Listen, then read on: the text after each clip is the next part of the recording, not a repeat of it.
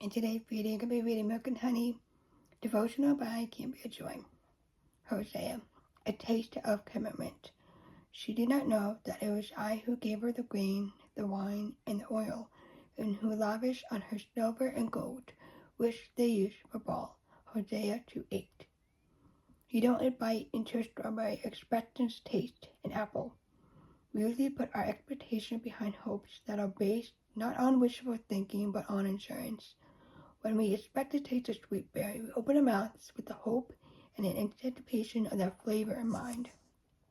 The soil of reality is the ground our expectations grow in. We don't want what we hope for to disappoint us.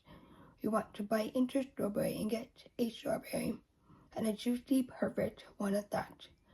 But when what we expect and what we get are two different things, our hope is to put to shame.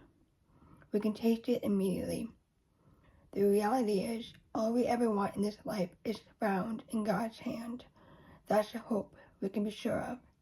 A hope that tethers us to reality, to our expectations. Don't get lost in a fantasy that will do nothing more than leave us high and dry. Because God loves us, He wants to keep our hearts grounded on the certainty of hope. Any good parent wants the best for their kid. Which one of you, if his son asks him for bread, will give him a stone? If you then, who are evil, know how to give good gifts to your children, how much more will your Father who is in heaven give good things to those who ask him? Matthew 7:9-11. His protection keeps us from grasping what we think we want. Imagine reaching through a thorny bush to grab what you think is a blackberry, but it's actually poisonous. You might think you're getting a snack, but what you really signed up for is a hospital trip, unintentionally but still. That's why we can be glad we have a wise Father who keeps us from getting what we want. Not because He's mean, but because He's good. This is what Paul is saying in his letter to Corinth. All things are lawful, but not all things are helpful. All things are lawful, but not all things build up. 1 Corinthians 10:23. You can do anything you want, but not everything is a good idea.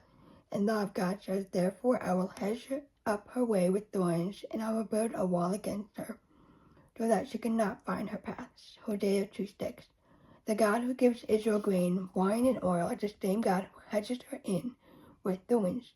He is faithful in both what He gives and what He withholds. The overarching theme in Hosea and the whole Bible is God's faithfulness to the unfaithful bride, the nation of Israel. Over and over, His bride runs off with other lovers. She chooses to lie in bed with other gods.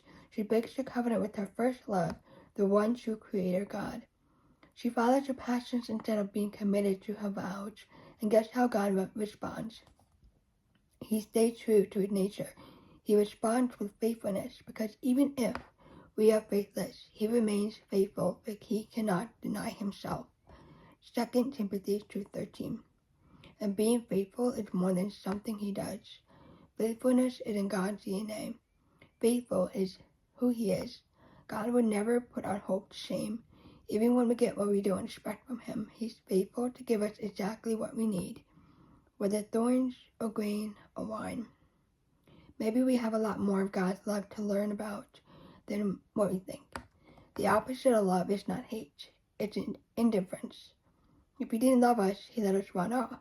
He wouldn't care, but He cares to the point of thorns. He's jealous for us. May we taste the faithfulness of God's love and never believe we have to go anywhere other than Him to find it. We don't need to be afraid. Even in the thorns, we feel the beat of His tender heart. Even when we are running away bride, He will be faithful groom. And what a sweet taste on our lips His commitment is.